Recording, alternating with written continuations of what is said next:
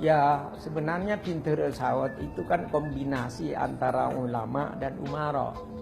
Jadi beliau itu sebenarnya seorang ulama ya, yang hidup di pesantren, kemudian menjadi raja di Sumenep. Jadi karismanya itu merupakan cerminan dari dua komponen yang ada pada diri beliau, yaitu orang alim dan sekaligus raja.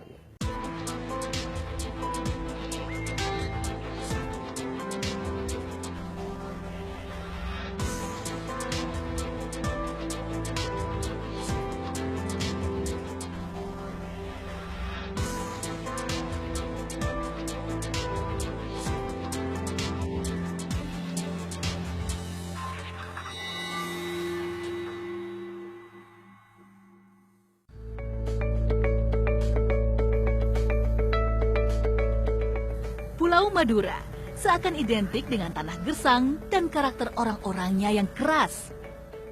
Namun anggapan itu sirna jika kita berkunjung ke Kabupaten Sumenep yang berjarak 270 km dari kota Surabaya. Berlokasi di ujung timur Pulau Madura, Kabupaten Sumenep tanahnya subur dengan masyarakat yang ramah tamah. Sumenep menjadi pusat kebudayaan di Pulau Madura sejak 700 tahun yang lalu. Dan di sini banyak sekali tinggalan-tinggalan warisan budaya yang masih terjaga dengan baik dari segi fisik maupun non-fisik. Bagaimana jejak-jejak peradaban di Kabupaten Sumenep ini? Ikuti terus Titik Peradaban.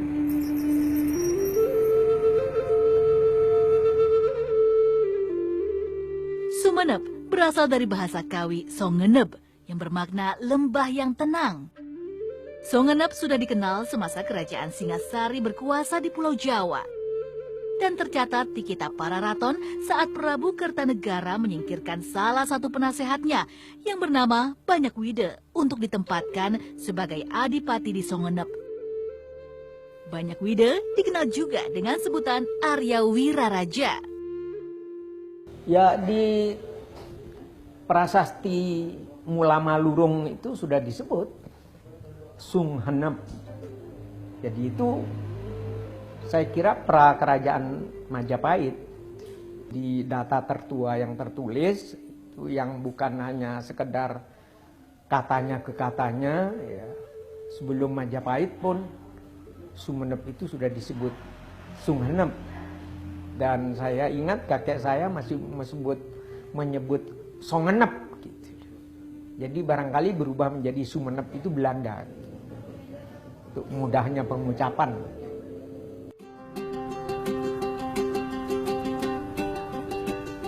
Jejak kebesaran Sumenep nampak masih terawat dengan baik. Bersama kedua sahabat saya yang cantik ini, bagaimana kalau kita telusuri sejarah Sumenep lewat peninggalan masa lalunya?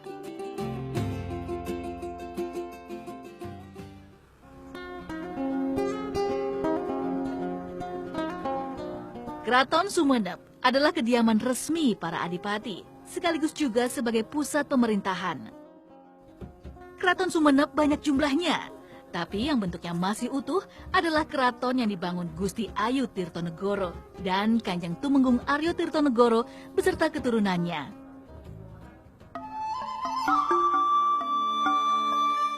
Pintu gerbang, pendopo ageng, keraton dalam, dan taman sare dibuat pada masa Pangeran Natakusuma pertama atau Panembahan Somala, Adipati Sumenep ke-31.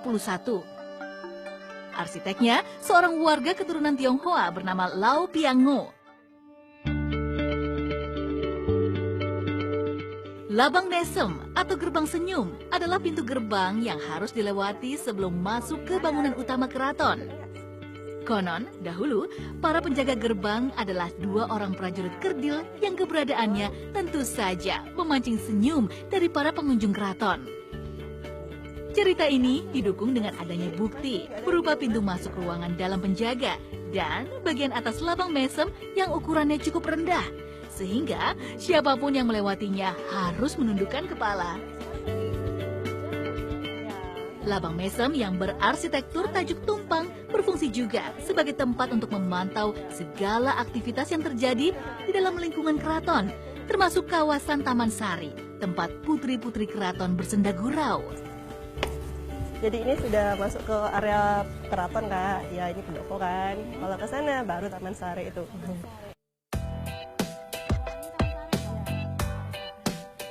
Untuk keamanan, Taman Sare dikelilingi tembok tinggi dengan kolam air yang didominasi warna biru. Berdasarkan keyakinan yang berkembang di masyarakat, ada 3 pintu masuk menuju kolam yang disesuaikan dengan niat para pengunjung. Barangannya? Apa? Alas licin nggak? Wah, airnya terasa dingin dan menyejukkan. Tampak di tengah kolam, berbagai jenis ikan berenang ke sana kemari. Asik deh.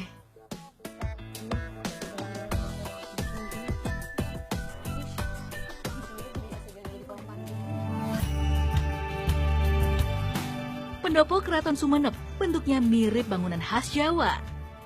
Ditopang 10 soko guru dengan ornamen motif bunga berwarna merah dan kuning keemasan. Atap berbentuk limasan sinom. Hubungannya mencuat seperti kepala naga, sepintas mirip bangunan kelenteng Cina. Lantai bagian dalam masih asli dan terbuat dari marmer. Lampu gantung antik menambah cantik ruangan pendopo yang dulu berfungsi sebagai tempat menghadap adipati.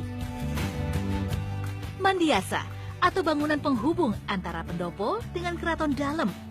Berbentuk lorong terbuka tanpa dinding sepanjang 25 meter dengan arsitektur bergaya Eropa. Kalau kita bicara kebudayaan kan tidak ada yang asli gitu. Jadi selalu pengaruh mempengaruhi. Tembang-tembang yang dinyanyikan orang-orang Madura pun ada yang berasal dari bahasa Jawa. Jadi nama-nama raja-raja di Madura pun kalau tidak pakai nama Jawa ya nama Arab. Itu gambaran bahwa sebenarnya orang Madura itu sangat-sangat terbuka untuk mendapatkan masukan, pengaruh dari kebudayaan-kebudayaan lain selagi kebudayaan itu tidak merugikan. Keraton dalam terdiri dari 3 lantai. Pintu besar berwarna hitam berbahan kayu jati ada di bagian depan lantai pertamanya. Pada bagian dalamnya terdapat 4 ruangan dengan fungsi yang berbeda-beda. Tepat di sebelah kanan pintu masuk adalah kamar tidur adipati.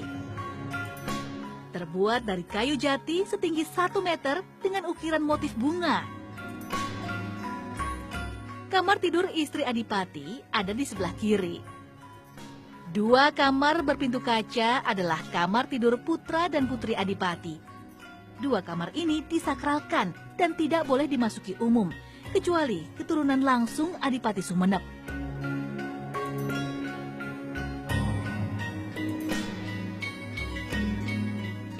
Lantai 2 terdiri dari 3 ruangan berisi seperangkat meja dan kursi dengan model yang berbeda. Dahulu, lantai 2 keraton dalam berfungsi sebagai tempat pingitan selama 40 hari bagi putri adipati yang akan menikah. Lantai 3 sengaja dibiarkan kosong dan digunakan Panembahan Sumolo sebagai tempat untuk bertafakur, mendekatkan diri kepada Tuhan.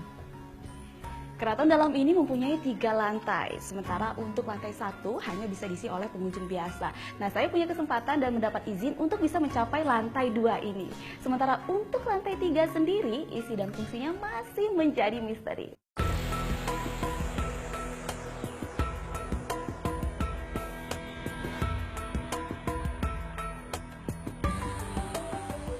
Berlokasi di pusat kota Sumenep, tepatnya di depan alun-alun, Masjid Agung Sumenep mampu menyita perhatian saya dengan keunikan arsitekturnya. Akulturasi budaya nampak apik lewat rancangan sosok Lau Piango. Masjid Agung yang dahulu bernama Masjid Jami dilengkapi dengan pintu gerbang yang megah seperti layaknya menara masjid. Nah, dan ini cukup unik karena pada zaman dahulu jarang sekali ditemukan sebuah masjid yang dilengkapi dengan fasilitas menara. Dan tentunya ini menjadi sebuah bukti bahwa perhatian yang cukup besar dari Adipati terhadap kehidupan religius masyarakat di Sumenep.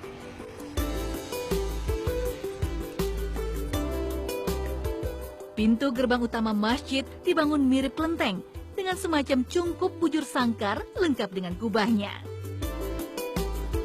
Di dalam cungkup terdapat ruangan tempat menyimpan beduk dan muazin mengumandangkan azan.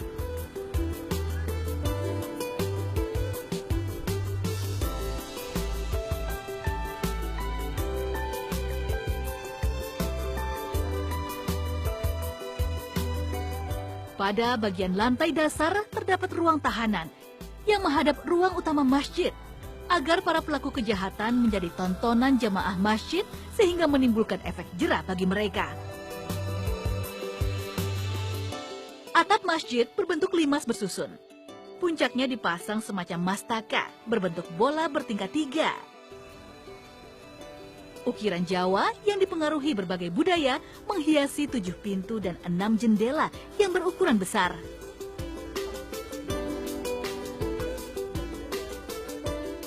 Sentuhan budaya Cina terasa kental pada mihrab masjid dengan hiasan keramik bercorak floral didominasi warna biru.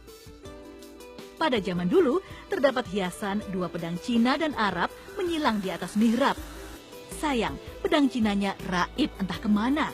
Tinggal menyisakan pedang Arab saja. Masjid Agung Sumeneb dimanfaatkan Panembahan Sumolo beserta kaum alim ulama sebagai pusat penyebaran Islam, sekaligus juga tempat untuk memecahkan permasalahan yang berhubungan dengan pemerintahan. Patuh pada ulama itu memang bagian dari ajaran Islam. Jadi ada nabi dan ada ulama. Ulama itu pewaris nabi. Cuma itu di Madura, khususnya di Sumeneb, sudah menjadi slogan begini, ada bapak, ibu, guru, rato. Pupak, bepu, guru, rato. Pupak itu bapak, ibu ya ibu, pupak, bepu, bapak, ibu, pupak, bepu, guru dan raja. Ini yang harus ditaati oleh masyarakat.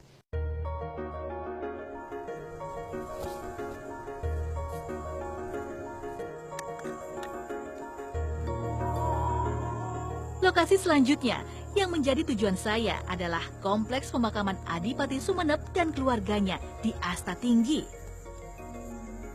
Uniknya, beberapa bentuk bangunan di kawasan pemakaman tampak megah, berarsitektur masa kolonial.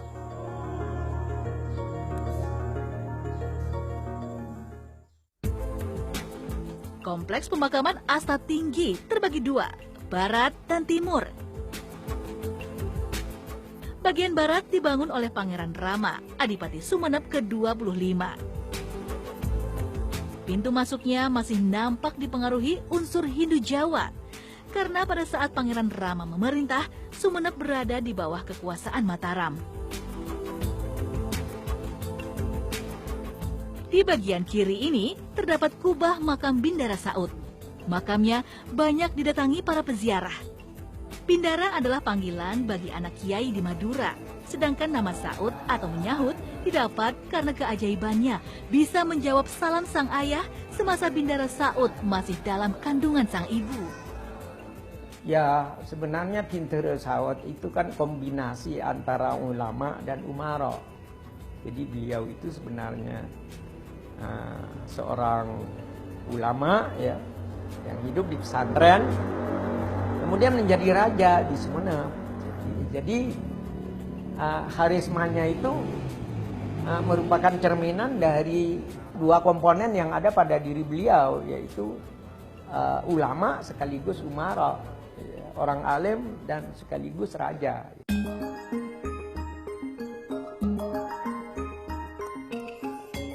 Kompleks pemakaman bagian barat dibangun pada masa Panembahan Sumolo.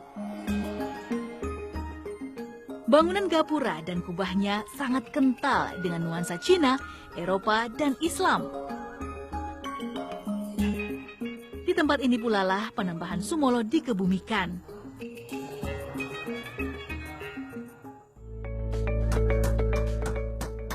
Oh iya, jika sedang berkunjung ke Pulau Madura, khususnya Kabupaten Sumeneb, jangan lupa untuk melihat warisan budaya non-bendawi yang telah diakui UNESCO berupa proses pembuatan keris. Salah satu lokasinya ada di Desa Palongan, Kecamatan Bluto.